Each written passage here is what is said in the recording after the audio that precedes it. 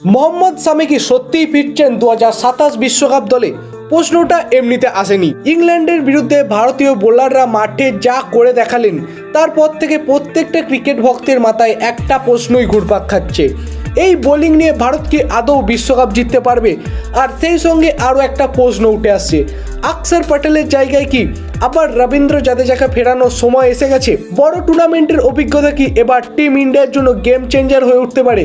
আর সব থেকে বড় প্রশ্ন, বিশ্বকাপ 2027 টিম ইন্ডিয়া কি নতুন হেড কোচের অধীনে খেলতে নামবে? কারণ গত কিছুদিনে বিসিসিআই এর সিদ্ধান্তগুলো স্পষ্ট ইঙ্গিত দিচ্ছে বোর্ড এখন ভবিষ্যৎ প্রস্তাব নিয়ে পুরোপুরিভাবে ব্যস্ত হয়ে পড়েছে। জিম্বাবুয়ে সফরে গৌতম গম্ভীরের জায়গায় দলের সাথে পাঠানো হয়েছিল ভিভিএস লাক্সম্যানকে। এটা কি নেহাতি একটা সাময়িক সিদ্ধান্ত ছিল, নাকি আসলে বড় কোনো পরিবর্তন শুরু হতে চলেছে এটা দিয়ে? সামি কি ফিরবেন? জাদেজাকে কি আবার সুযোগ দেওয়া হবে? নতুন কোচ কি টিম ইন্ডিয়ার দায়িত্ব নেবেন? আর সব শেষে বিশ্বকাপ 2027 জন্য ভারতের সম্ভাব্য 15 জনের দলটা কেমন হতে পারে? এই সব প্রশ্নের উত্তর একে একে জেনে নেওয়া যাক। প্রথমেই কথা বলা যাক টিম ইন্ডিয়ার হেড কোচকে নিয়ে। গত কিছুদিন ধরেই একটা আলোচনা লাগাতার সামনে আসছে, গৌতম গম্ভীরের জায়গায় কি সত্যি এবার কোনো বদল ঘটতে চলেছে? যদিও এই নিয়ে কোনো সরকারি ঘোষণা আসেনি এখনো, কিন্তু বিশ্বকাপ 2027 মতো বড় টুর্নামেন্টের আগে টিম ইন্ডিয়ার পারফরমেন্সে অনেকগুলো প্রশ্ন তুলে দিয়েছে।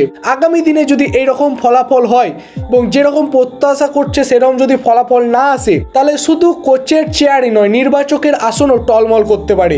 এবার নজর দেওয়া যাক ভিভিএস লাক্সম্যানের দিকে। বিশ্বকাপের পর যখন তিনি দলের দায়িত্ব নিলেন, শুরুটা কিন্তু বেশ ইতিবাচক ছিল। তার তত্ত্বাবধানে ভারত প্রথম সিরিজটাই নিজেদের নামে করে নেয়, আর অধিনায়ক শ্রেয়াস আইয়ারও নিজের সিরিজ জিতে নতুন যুগের একটা শক্তিশালী সূচনা করেন।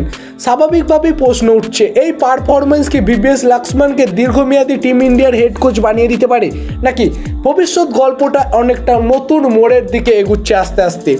এবার আসা যাক সেই দুর্বলতার প্রসঙ্গে, যেটা সাম্প্রতিক ম্যাচে ভারতকে হারের দিকে ঠেলে দিয়েছে।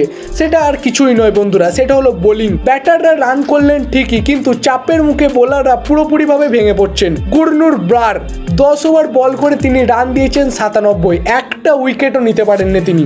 অন্যদিকে প্রিন্স যাদবও 10 ওভারে খরচা করেছেন 79 রান। এমন পারফরমেন্সের পর প্রশ্ন ওঠাটা স্বাভাবিক, শুধু ব্যাটারদের ভরসায় কি বিশ্বকাপ জেতা সম্ভব?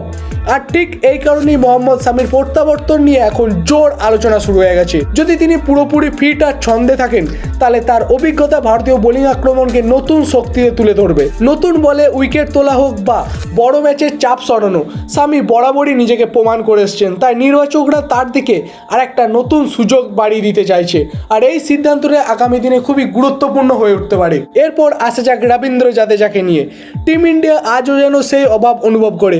অক্ষর প্যাটেল বারবার সুযোগ পেয়েছেন, কিন্তু এখনো পর্যন্ত ব্যাট আর বল দুই দিক থেকে সেই ধারাবাহিক পারফরমেন্স তিনি মেলে ধরতে পারেননি, যেটা দলের প্রয়োজন ছিল। ঠিক এই কারণেই বিতর্কটা লেগেই থাকে, অক্ষর প্যাটেল কি সত্যি জাদেজার ভূমিকা পুরোপুরিভাবে পালন করতে পারছেন, নাকি টিম ইন্ডিয়ার এখনো এক ভরসাযোগ্য অলরাউন্ডার হিসাবে খোঁজ পাওয়া শুধু রবীন্দ্র জাদেজার ওপরই ভরসা করা? এবার সেই প্রশ্নের উত্তর দেওয়া যাক, যেটা জানতে প্রত্যেকটা ভারতীয় ভক্ত মুখিয়ে আছে। ওয়ানডে 2027 বিশ্বকাপে টিম ইন্ডিয়ার সম্ভাব্য 15 জনের স্কোয়াড কিরকম হতে চলেছে। 1 নম্বরে থাকবেন শুভমান গিল অধিনায়ক হিসাবে। শুভমান গিল এই মুহূর্তে ভারতের সব থেকে ভরসাযোগ্য ওয়ানডে ব্যাটার। তার ব্যাট যদি চলতে থাকে, তাহলে প্রতিপক্ষ বোলারদের পক্ষে তাকে আটকানো বেশ কঠিন। 2 নম্বরে থাকবেন রোহিত শর্মা, বড় ম্যাচের সবথেকে বিধ্বংসী ব্যাটার একজন তিনি। হিটম্যান যদি নিজের ছন্দে ফিরে আসেন, তাহলে বোলারদের কাছে আর কোনো জবাব থাকবেই না তার জন্য। 3 নম্বর পজিশনটা যশস্বী জয়সওয়ালের জন্য, ব্যাকআপ ওপেনার। প্রতিটা সুযোগই নিজের আক্রমণাত্মক ব্যাটিং দিয়ে সবাইকে মুগ্ধ করেছেন এই যশস্বী। প্রয়োজনে যে কোনো বোলিং আক্রমণের ওপর চড়াও হয়ে ম্যাচের রং বদলে দেওয়ার ক্ষমতা থাকে তার। 4 নম্বর পজিশনে নামবেন বিরাট কোহলি। বড় ম্যাচে আরও সব থেকে ভরসাযোগ্য ব্যাটার হিসেবে তিনি নিজেকে বারবার প্রমাণিত করে এসেছেন। কঠিন পরিস্থিতিতে ইনিংসের সামনে থেকে দলকে জয়ের কাছে পৌঁছে নিয়ে গেছেন তিনি বারবার।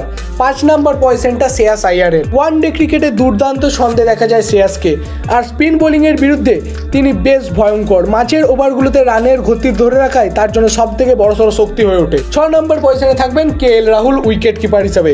উইকেট কিপার ব্যাটার হিসাবে দলকে ভারসাম্য দেওয়া রাহুল সেই দায়িত্ব অনেক দিন ধরেই পালন করছেন।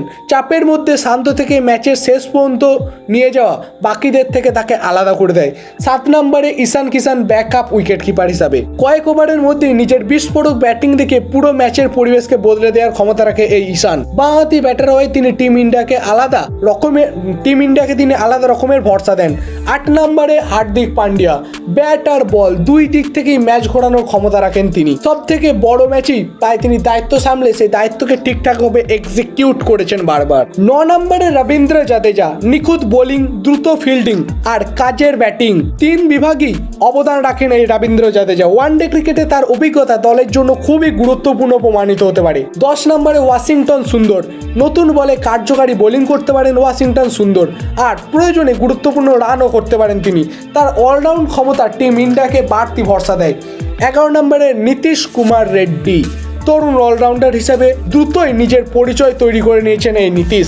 তার আক্রমণাত্মক ব্যাটিং আর জোরালো বোলিং ভবিষ্যতে টিম ইন্ডিয়ার জন্য বড় অস্ত্র হয়ে উঠতে পারে। 12 নম্বরে কুলদীপ যাদব। মাঝের ওভারগুলিতে নিজের স্পিনে লাগাতার উইকেট তোলার জন্য প্রয়োজনীয় এবং পরিচিত এই কুলদীপ যাদব। ওয়ানডে ক্রিকেটে তার বোলিং বহুবার ভারতের জন্য ম্যাচের টার্নিং পয়েন্ট হিসেবে প্রমাণিত হয়েছে। 13 নম্বরে জসপ্রীত বুমরা। বিশ্বের সব থেকে ভয়ঙ্কর পেস বোলার হিসাবে তিনি এখন গণ্য হন।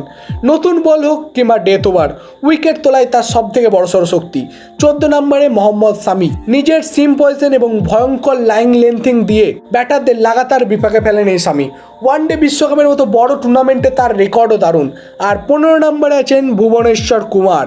সুইং বোলিং দিয়ে শুরুতে ওভারগুলোতে ব্যাটারদের ওপর চাপ তৈরি করতে পারেন এবং সেটাই তার বরাবরের একটা পরিচিতি। এবার আপনাদের কাছে আমার শেষ প্রশ্ন, আপনাদের কি মনে হয় মোহাম্মদ শামির মতো অভিজ্ঞ পেসার কি ওয়ানডে বিশ্বকাপ 2027 দলে ফেরানো উচিত? আর VVS লক্ষ্মণ আসার পর থেকে যেভাবে টিম ইন্ডিয়া সিরিজে নিজেদের নাম করছে, তাতে কি এবার তাকে স্থায়ী হেড কোচ হিসেবে দেওয়া উচিত? নিজেদের মতবাদ অবশ্যই কমেন্টে লিখে জানান।